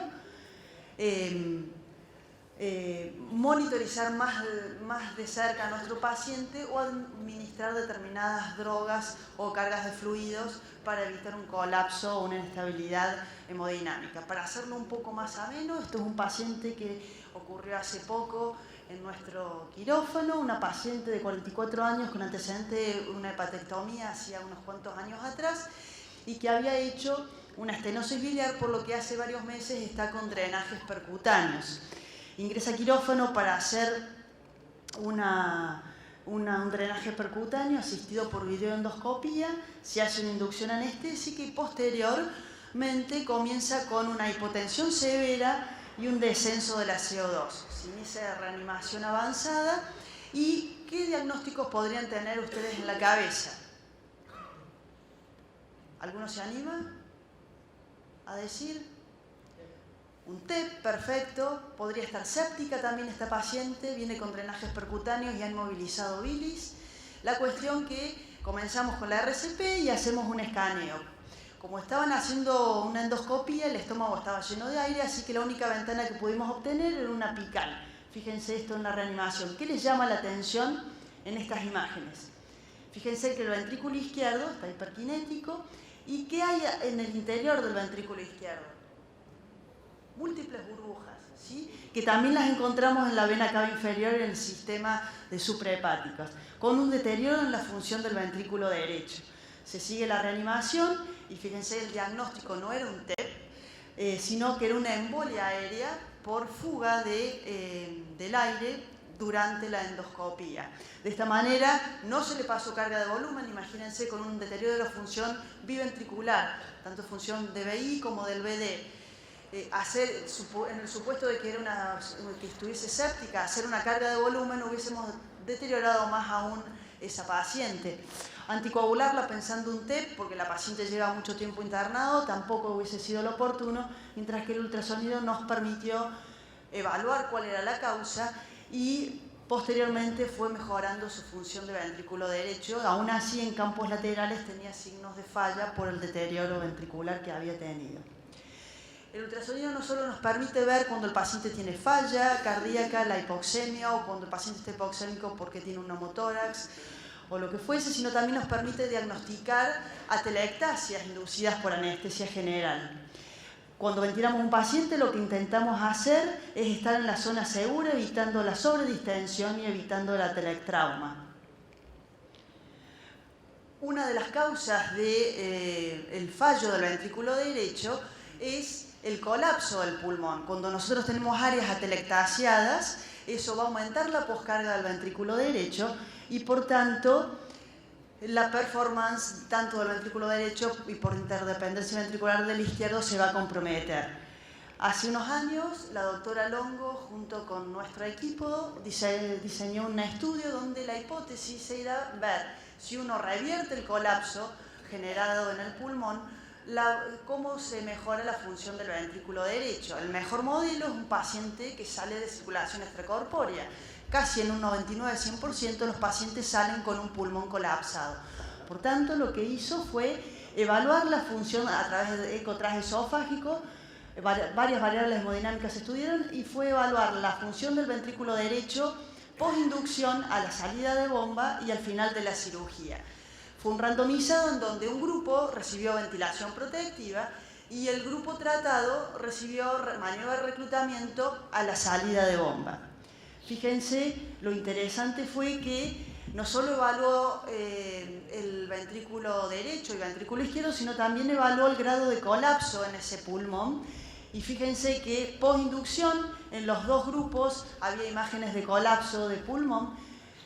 En el segundo escaneo, donde un grupo fue tratado, donde a la salida de bomba inmediata los dos grupos, tenían colapso, mientras que al final, cuando el grupo tratado ya había recibido la maniobra de reclutamiento, la aireación había mejorado. Cuando evaluamos la PO2 y la compliance, mejoraron significativamente en el grupo tratado, al igual que mejoró el índice cardíaco, la relación ventrículo derecho, ventrículo izquierdo y la relación de performance de ese ventrículo derecho. Por lo tanto, el ultrasonido pulmonar, con una herramienta rústica y muy simple de utilizar, nos permite hoy en día establecer diagnósticos en pacientes críticos. La ecocardiografía se ha convertido, como lo dice en una reciente editorial Brandwell, en un quinto pilar del examen clínico y nos ayuda a tomar decisiones rápidas.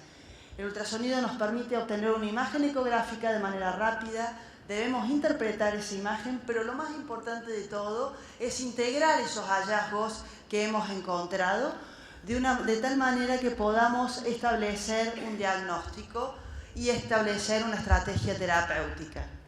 Por lo tanto, el ultrasonido es una herramienta que nos permite utilizarse en situaciones críticas y tomar decisiones, pero no debemos olvidar que como tal herramienta necesita de nuestro intelecto. Somos nosotros quien va a decidir cuándo utilizarla, en qué pacientes utilizarla y contextualizar la clínica del paciente para poder tener una estrategia en el paciente. Muchas gracias.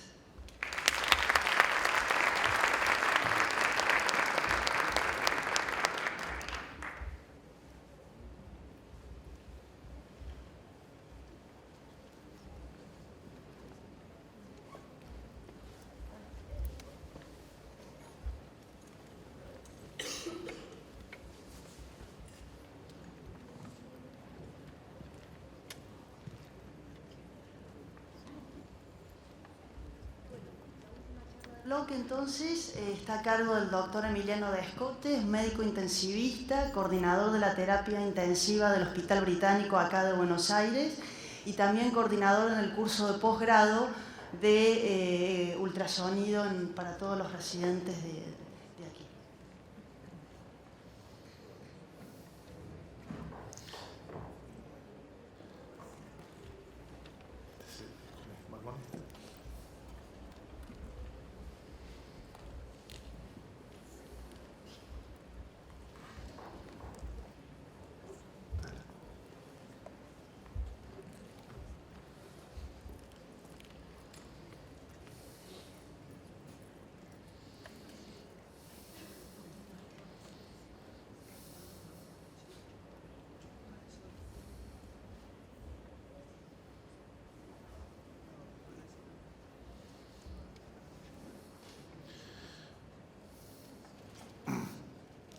Bueno, buen día a todos. La verdad que estoy un poco nervioso con esto de la llegada de la primavera. Nos invitaron, pusieron el auditorio viene en clima de primavera, así que no me pude ni sacar un poco el saco. Veo a algunos que están tosiendo.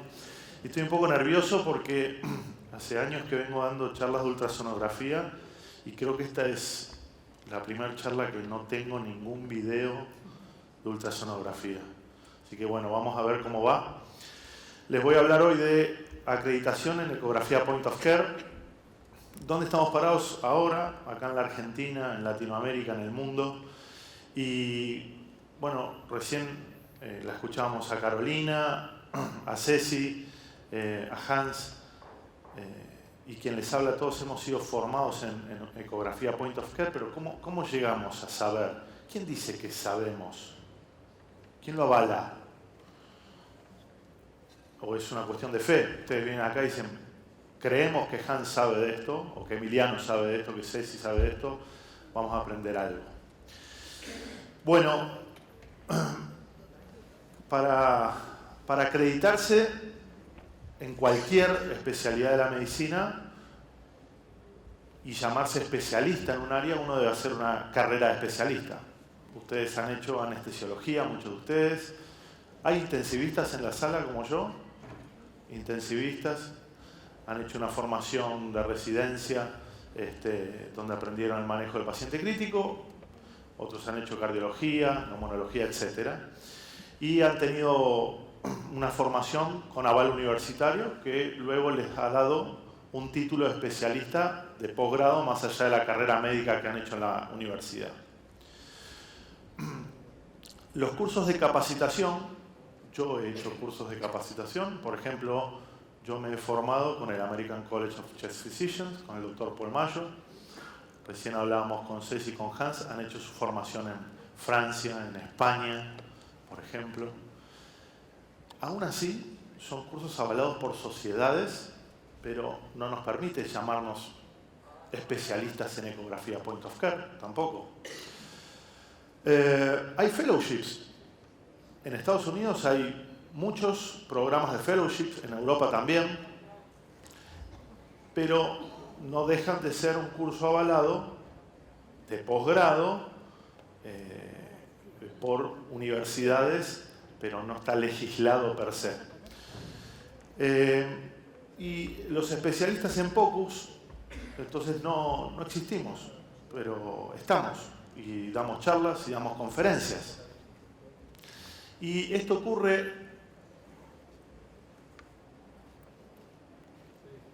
porque nuestros predecesores en ecografía, los cardiólogos y los radiólogos, han sido muy amigos porque nunca se metió uno con el trabajo del otro. El radiólogo hace todo lo que no es corazón y el cardiólogo hace corazón. Entonces vos haces ecografía, yo hago cardiografía, nadie se mete con nadie, cada uno tiene su quintita, perfecto. Yo formo a los cardiólogos, solamente los cardiólogos en algunos países pueden hacer algunos cursos y no hay acceso para intensivistas o no hay acceso para médicos generalistas o emergentólogos. Acá en Argentina, por ejemplo, en la Sociedad Argentina de Cardiología, que es el curso más renombrado de ecocardiografía, intensivistas, emergentólogos, médicos internos, no podemos acceder por, obviamente, una cuestión societaria. No nos dejan. Si quiero hacer un curso universitario, un posgrado universitario en imágenes, tengo que hacer el curso superior de especialista, por ejemplo. Así que en el medio aparecemos nosotros y rompemos un poco con este equilibrio, porque nosotros vemos la parte cardíaca, la parte pulmonar, vemos la parte abdominal, tratamos de integrar, somos una parte clínica que tratamos de pensar al paciente como un todo. Y este es el punto con la aparición del POCUS. Fíjense, esto es de hace muy poquito, la Asociación Canadiense de Radiología, después de ver 20 años de desarrollo de POCUS, dice, ojo porque nosotros no nos podemos hacer cargo de lo que hacen los especialistas que hacen POCUS. No sabemos cómo se forman, no tienen un programa de formación adecuado o por lo menos que esté bien escrito, avalado por las jurisdicciones de cada país. Y nosotros recomendamos que, por ejemplo, la gente que se forme en FOCUS debe tener este tipo de entrenamiento y lo sacan de la Asociación Británica de Ultrasonografía y ven en todo su documento cómo ellos orientan a que hagamos vascular, breast, pecho, bueno, tórax, craneano, en emergencias, en terapia intensiva. No meten cardiología acá, por ejemplo, no meten cardiología.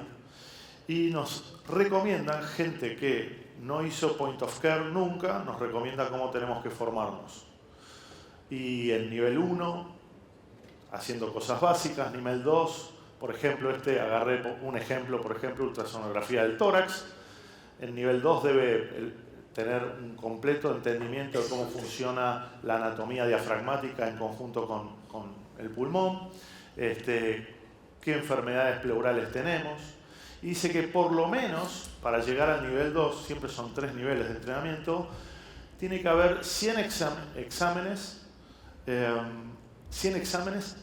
y debe estar siempre supervisado por una persona, un mentor, que sea por lo menos nivel 2 durante al menos 2 años. O sea, como ven, es bastante lenta la implementación del POCUS.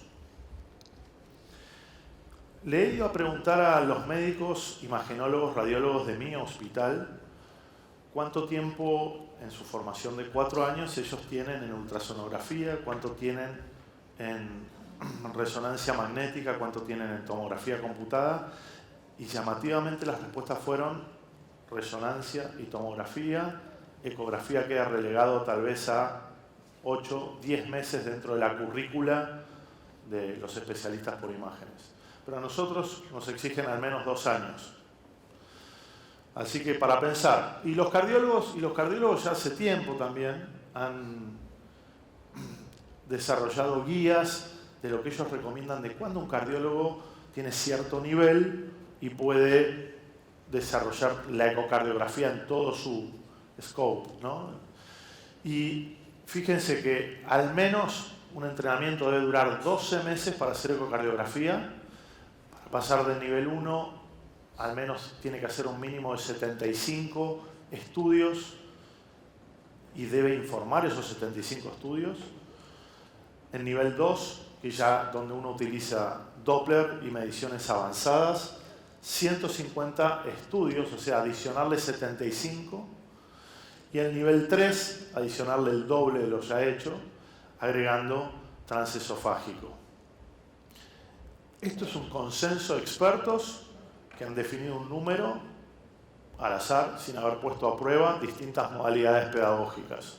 Pero bueno, es lo que tenemos, ¿sí? Entonces, para ustedes saber si yo soy bueno o no haciendo ecocardiografía, deberían preguntarme, ¿y usted cuántos estudios hizo? Hoy por hoy, incluso, se están empezando a abrir un poco más las asociaciones y la Asociación Americana de Ecocardiografía ya, junto con la Asociación de Intensive Care, es la europea, Critical Care Medicine, y la ACCP, la de médicos del tórax, se han unido y han formado un examen de board nacional para que aquellos que se llaman especialistas en ecocardiografía crítica puedan rendir este examen dentro del territorio de Estados Unidos y así poder llamarse especialistas en ultrasonografía crítica o de ecocardiografía crítica. Esto es nuevo, este es el segundo año, se rindió una única vez el año pasado y en el 2020 ahora se va a rendir la segunda vez. Y los intensivistas, bueno, tenemos consensos, hay un consenso multisocietario, en un paper ya de hace 5 años atrás, donde hacemos recomendaciones de formación y cómo debe alguien que hace anestesiología, emergentología o terapia intensiva formarse, de la misma manera, ahí está, de manera en 3 niveles, básico, avanzado o experto. En el caso de la ecocardiografía, básico sería el reconocimiento de las ventanas, de las estructuras, poder navegar en 2D todo el corazón y tomando decisiones acerca de qué tal es la función sistólica del ventrículo izquierdo, reconocer cómo está la vena cava inferior, si hay asincronía entre válvula mitral y válvula aórtica, la relación ventrículo derecho-ventrículo izquierdo. Ya un paso más avanzado nos piden Doppler, ¿sí?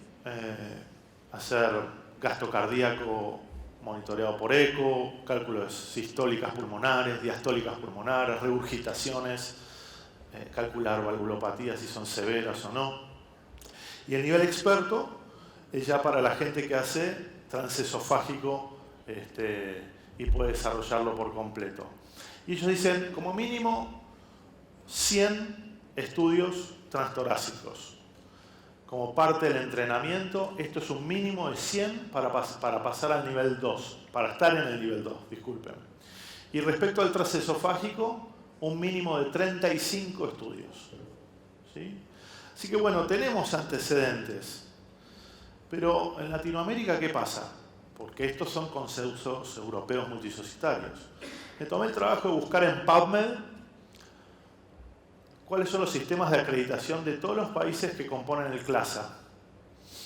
Todos. Esta fue la respuesta. Créanme que fue todos. Acá abajo dice see more, pero los que entran en la pantalla eran estos.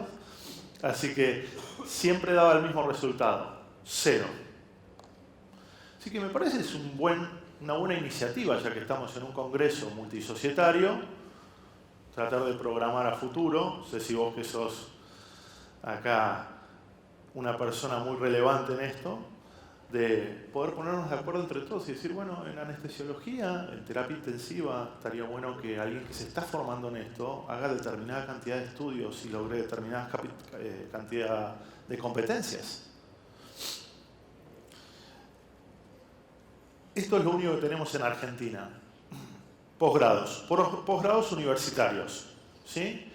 Donde tenemos un programa de ecocardiografía crítica transtorácica y transesofágica y ultrasonografía crítica, también como posgrado UBA de la Universidad de Buenos Aires, es una de las universidades más distinguidas que tenemos en el país, y son las únicas universidades que tienen este posgrado en cartelera. Estos dos cursos probablemente se fusionen, conozco a los dos directores, se fusionan en una maestría, que es un estatus un poco más alto. Sin embargo, la persona que haga una maestría no es especialista en ecografía point of care, hizo una maestría dentro de su especialidad.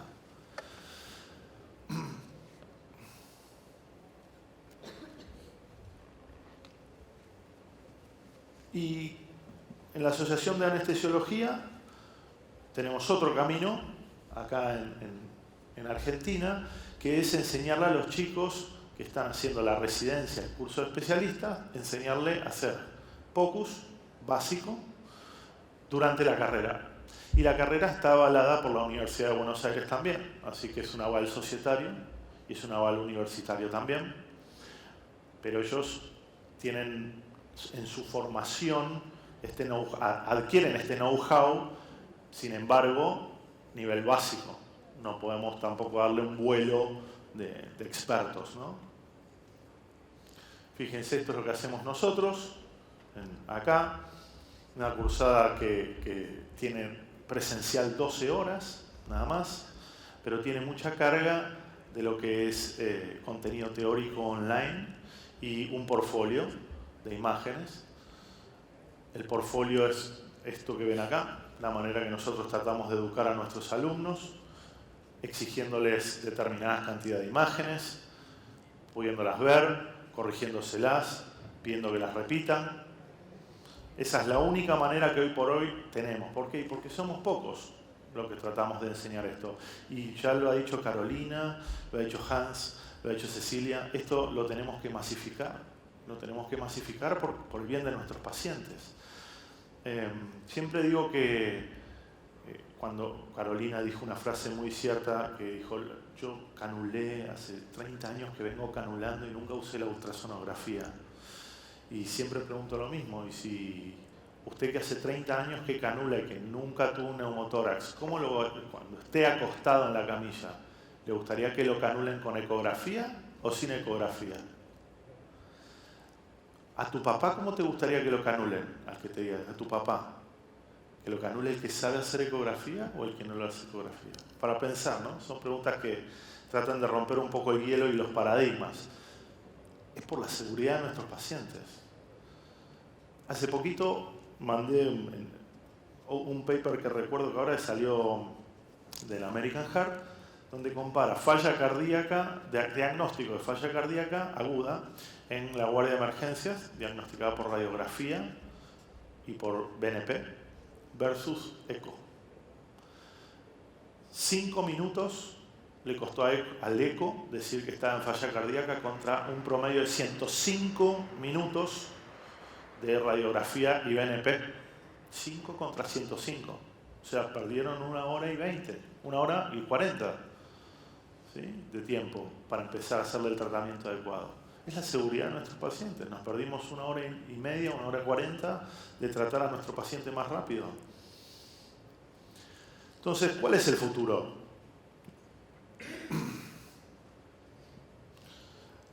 Primero, establecer entre todos, esta es una encuesta que se le hizo a los directores de fellowship, cuáles serían el scope, cuál sería lo que nosotros deberíamos exigirles a los residentes o a las personas en formación en POCUS, lo mínimo para establecer un estándar de calidad.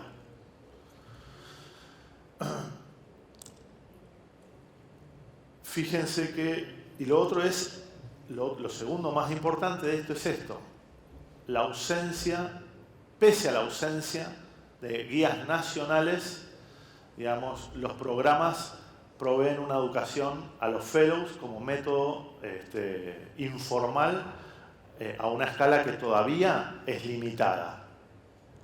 Entonces deberíamos esto plantearlo para hacer de alguna manera algo multisocietario entre todos nosotros, poner estándares mínimos y ahí para toda Latinoamérica poder acreditarse. Luego sería burocratizar, que esto que nosotros decimos entre las sociedades, esto es lo que alguien debe saber de POCUS, hay que burocratizarlo en posgrados, en fellowship o en residencia que sean de ecografía point of care únicamente. Y el último paso, que me pregunto si es necesario, es formalizar toda esta formación en los ministerios de salud de cada país. Y decir, a partir de ahora hay un médico que se especializa en point of care, tiene una segunda especialidad, que tiene un scope, tiene un espectro de ecografías que es distinto al cardiólogo y tiene un espectro de ecografías que es distinto al radiólogo. Y como tal vez debería tomarse como una entidad distinta. Es un camino sumamente largo y ni siquiera hemos empezado en ninguno de estos países. Bueno, lamento haberlos aburrido. Las otras charlas fueron mucho más entretenidas que estas.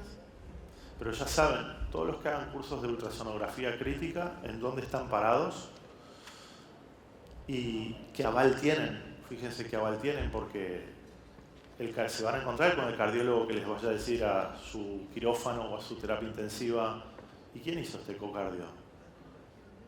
O el imagenólogo que venga y diga, ¿quién hizo este FAST? Yo he luchado con barreras así en mi hospital. Ellos no entienden que el paciente tiene tiempos. Así que creo que es un buen momento para, después de 20 años de enseñanza en POCUS que tenemos en la literatura, y que esto se está masificando a un ritmo vertiginoso, deberíamos sentarnos entre todos y hablar y ponernos de acuerdo. Bueno, acá terminó. Gracias por la atención.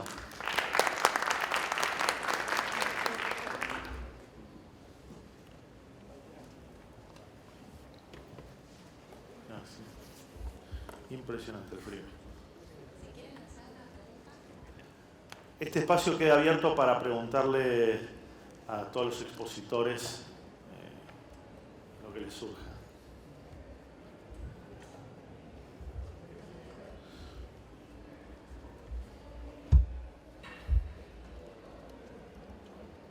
Hola doctor, mira, soy de Córdoba, estoy totalmente de acuerdo con esto de hacer algo desde las sociedades para que el eco tenga, que lo que hacemos en la práctica, que es muchísimo, tenga un aval más científico. Y te doy otro dato que me resulta muy interesante, que es empezar con el eco en los estudiantes de medicina. Nosotros tenemos la facultad de medicina y le damos anestesia y le damos ecografía. Entonces les explicamos a los chicos que ellos, que son jóvenes y que son de otra generación, tienen que ser aliados entre sus propios compañeros. Es decir, yo no le estoy sacando el trabajo al radiólogo ni al cardiólogo. Tenemos que ser aliados porque el paciente es uno solo. Y el paciente es el que se beneficia del conocimiento del cardiólogo, del anestesiólogo. Cuando hacemos anestesia en neuro, que le decimos al paciente, usted se puede despertar ciego. ¿Cómo hacemos para ver esa carótida? Somos nosotros con el point of care el que estamos viendo si la carótida tiene un émbolo que tiene. Entonces, ese mensaje creo que se debe dar en los jóvenes, que son más abiertos a los cardiólogos actuales que se resisten a que compartamos esto, ¿no? Comparto plenamente el espíritu, porque en el fondo, en mi punto de vista, creo que todo es dinero. Y para mí no es todo dinero, es el cristiano que tenemos acostado en la cama y que merece la mejor atención posible. Y acá Hans había puesto una filmina donde dice, conoce tus limitaciones. Hacemos point of care. Yo no sé hacer una ecografía en un hígado cirrótico.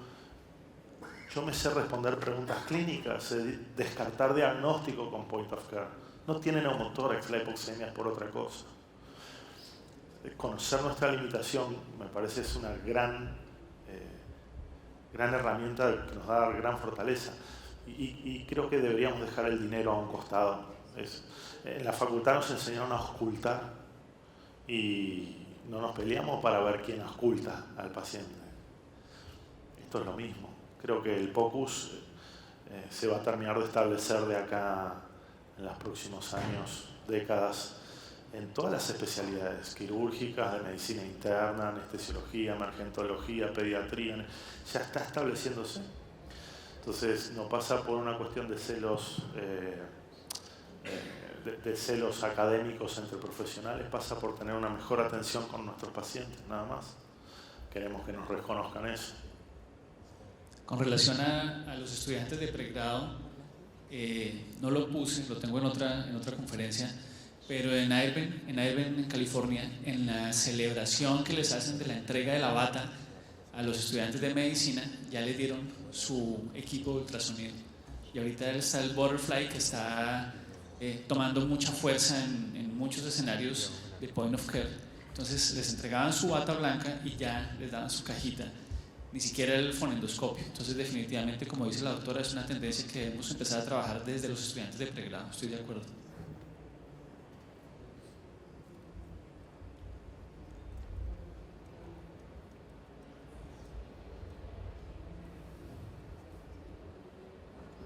Muy bueno, gracias. Muy bonita conferencia. Una cosita quería acatar. Yo soy de Bolivia. En Bolivia tenemos una pelea encarnizada prácticamente entre la Sociedad de Imagenología y la Sociedad de Cardiología, que están haciendo todo lo posible para que ni la Sociedad de Anestesiología ni la Sociedad de Terapia Intensiva empecemos a hacer ecografía dentro de lo que es la especialidad misma. Curso que queremos realizar en ecografía aplicada a anestesiología o a terapia intensiva, las dos sociedades mandan sus notas al colegio médico tratando de evitar que este curso se lleve adelante. Pero aún así, la Sociedad de Imagenología está perdiendo poco a poco terreno en nuestro país, a tal punto que hay una asociación de ecografistas que son más o menos en la ciudad donde yo vivo, que es Cochabamba. Tenemos una asociación de ecografistas de una cosa de 80 ecografistas contra 15 imaginólogos. Entonces imagínense la pelea grande que se está empezando la Sociedad de Imagenología a separarse y ven un riesgo y un peligro ellos que su especialidad desaparezca al ver que los médicos de anestesiólogos intensivistas estén empezando a hacer ecografía. Pero alguna vez yo siempre les he preguntado, bueno, tú vendrías a las 2 de la mañana hacer una ecografía en domingo. Ah, no, pues entonces ahí está la aplicación que tenemos nosotros. Y tenemos esa pelea nosotros. Y imagínense entonces, empezar en la Facultad de Medicina, a los estudiantes en mi país todavía se ve muy prolongado. Sí, es una realidad latinoamericana. Yo hace unos 7 años que enseño ultrasonografía point of care y que hago rutinariamente con mis residentes en la terapia intensiva ecografía point of care. ¿Quieres saber cuántas ecografías yo cobré hasta ahora? Y sin embargo, entiendo que es lo mejor para mis pacientes. Ahí es otro punto de vista, porque en el fondo, como le decía recién a la doctora, es dinero. En el fondo, las sociedades en Bolivia se están peleando por no sacarse el trabajo. Pero yo no le puedo decir a ningún médico imagenólogo en mi hospital, decime si el paciente tiene edema de pulmón. No lo saben hacer. El espectro de ecografía que nosotros hacemos es distinto porque además tenemos un escenario clínico que ellos no tienen. Vos entendés que si el paciente le acabas de poner un acceso venoso y empezó a desaturar ves el pletismógrafo y empieza a desaturar, y empezás a pensar en tus posibilidades diagnósticas, y una de ellas puede ser el neumotórax. Entonces la ecografía tiene que ser in situ. Hay mucha bibliografía que uno puede presentar en los colegios médicos para dar aval y decir, mirá, esto es lo que está pasando a nivel mundial. O sea, nosotros podemos seguir navegando en barco, viajando de país en barco, pero ya la gente vuela en aviones para ir de país en país. Creo que tarde o temprano se va a terminar de establecer. Los cardiólogos en mi hospital lo entendieron de esta manera y es una manera de consensuar. Mirá, si yo tengo que hacer una ecocardiografía, no importa la hora que sea, yo voy a tomar una conducta, pero mañana te voy a pedir la ecocardiografía para que la hagas vos y certifiques que lo que yo acabo de ver es así. Mañana hacela. Cuando el traumatizado le tenga que hacer el FAS a las 3 de la mañana y no haya radiólogo en ese momento, lo hago yo. Mañana vení y repetíselo si querés. No te voy a sacar trabajo, pero deja que yo atienda al paciente. No me limites. Lamento que estén padeciendo esto, creo que hay mucho por hacer y creo que en vez de enemistarnos sería mucho más sinérgico contar con ellos. Me encantaría aprender mucho en mi hospital, por ejemplo, hacemos trasplantes, Doppler de injertos. Yo particularmente soy un poco ignorante en el área y es territorio de los imaginólogos. A mí me gustaría saber. Son aliados. Trate de volcarlos como aliados, si puede. Sí, realmente estoy de acuerdo con todos los comentarios que han emitido. La formación que tenemos en base a esto yo creo que está basada más en las ganas que en la formalidad. Los precios que yo tengo también de las ecografías que realiza, más o menos estamos en la misma tándem. ¿Quién invita al café ahora? Eso. Es importante que yo creo que esto comience desde el punto de vista no económico, porque la ecografía llegó para quedarse y habitualmente va a ser una implementación a pie de cama. O sea, no es nada más para situaciones críticas, es para evitar situaciones críticas. O sea, que estamos hablando de protección a un paciente que va a ser sometido a X procedimiento quirúrgico, médico o de índole anestésica.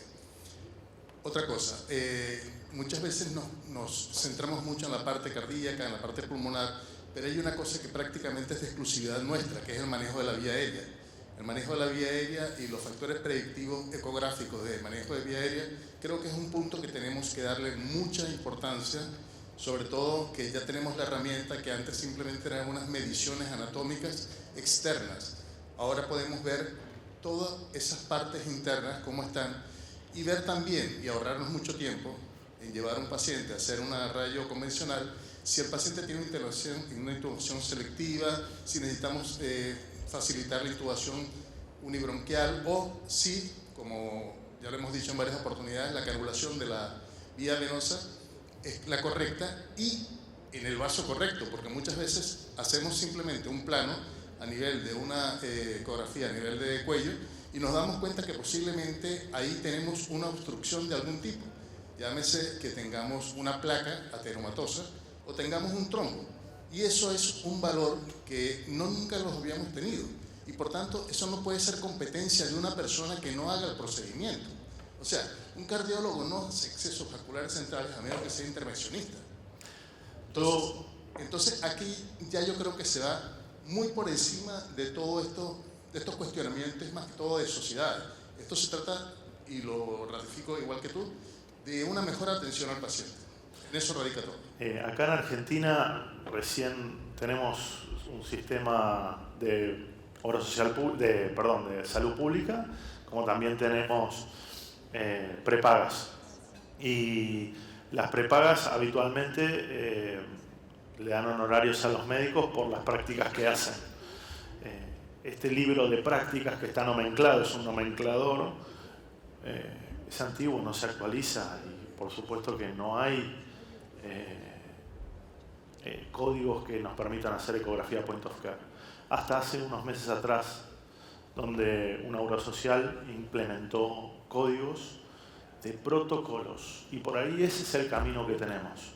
Blue, false, rush, true. Por ahí ese es el camino que hay. ¿Qué sabe hacer el point of care? False, rush, blue, true, fast extendido. Por ahí, ese es nuestro camino. No lo sé, creo que teníamos media hora y nos estamos extendiendo, así que pido disculpas. Pero es súper interesante, pero hay que ponerse de acuerdo entre todos.